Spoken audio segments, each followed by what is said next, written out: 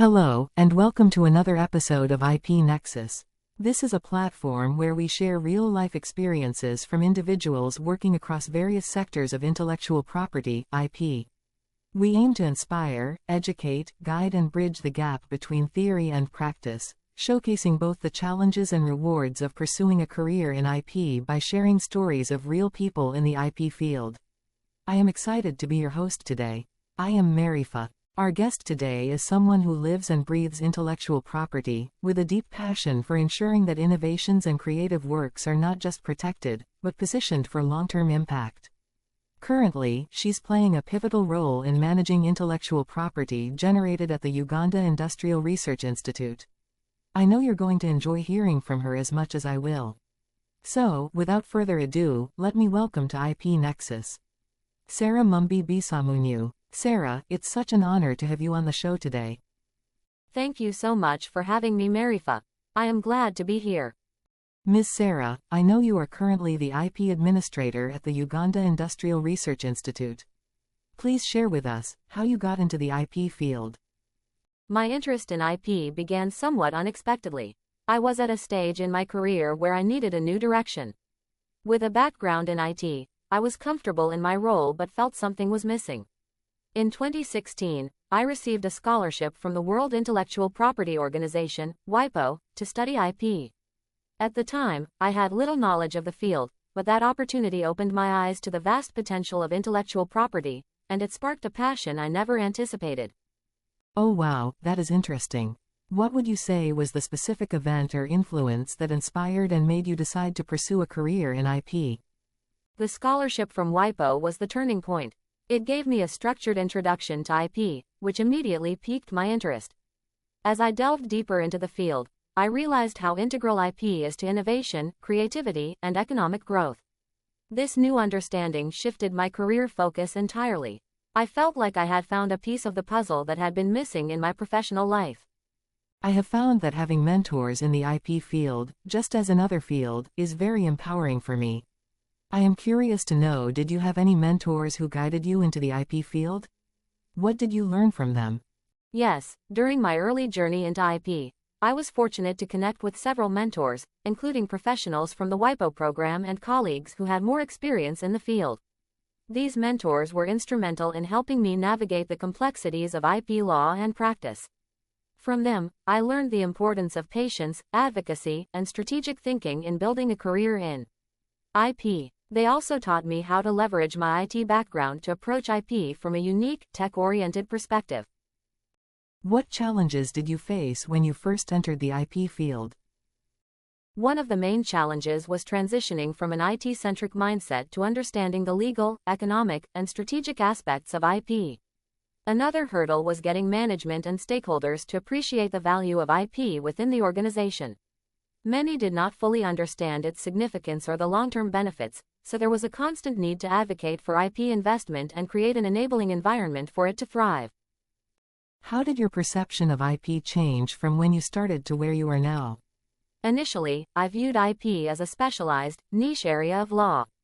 However, as I gained more experience, I came to see IP as a dynamic and essential tool for fostering innovation and protecting creativity.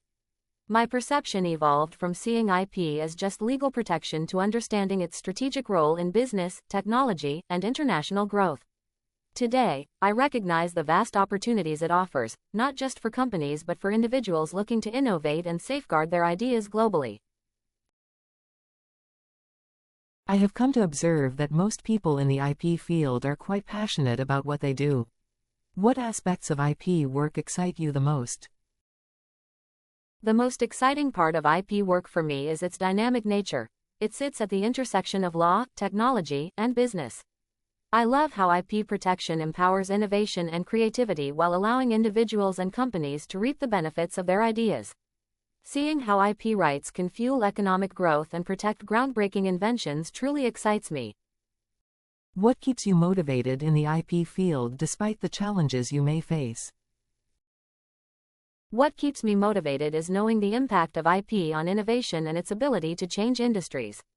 Even when challenges arise, like getting management buy-in or navigating complex legal frameworks, seeing how IP can protect and advance creativity fuels my passion. Every new development, whether it's a patent or trademark, represents progress, and that's inspiring. Are there any specific areas of IP that you are particularly passionate about? My particular passion lies in the informal sector and its intellectual properties, IPs. The informal sector plays a crucial role in many economies, particularly in developing countries, yet it often remains overlooked when it comes to IP protection and management. I am fascinated by how entrepreneurs in the informal sector create innovative products and services despite limited resources. These innovations often go unprotected, leaving creators vulnerable to exploitation and hindering their potential for growth. I believe that by focusing on IP rights within the informal sector, we can empower these entrepreneurs to safeguard their creations, enhance their market competitiveness, and contribute significantly to economic development. Understanding the unique challenges faced by informal businesses in accessing IP protection is essential.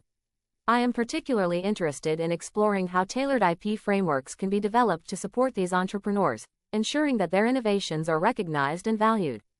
By advocating for better IP education and resources within the informal sector, I aim to bridge the gap between innovation and protection, fostering an environment where creativity can thrive. How do you stay updated and maintain your enthusiasm in such a dynamic field? I stay updated by continuously learning, attending IP conferences, subscribing to industry newsletters, and engaging with global IP networks. I also find it crucial to stay in touch with legal and technological trends, which evolve rapidly. The constant evolution in IP laws and technologies keeps me enthusiastic because there's always something new to explore. In your opinion, Sarah, what role does creativity play in your work as an IP professional?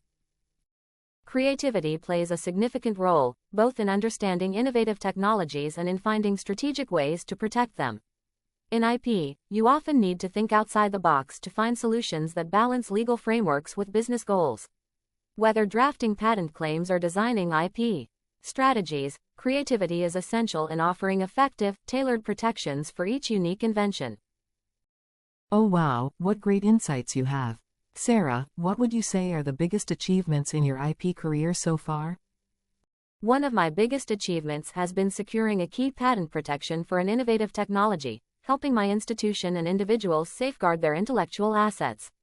Additionally, building a diverse international network of IP professionals has been invaluable, allowing me to collaborate and contribute to global conversations on IP.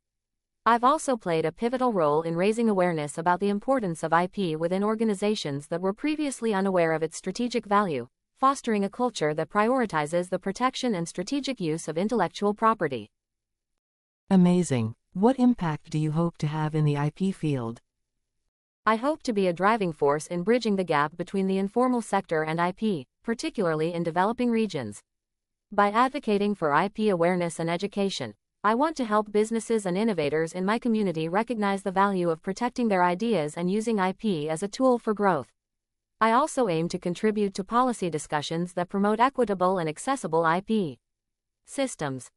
How do you contribute to the development or awareness of IP in your community or industry?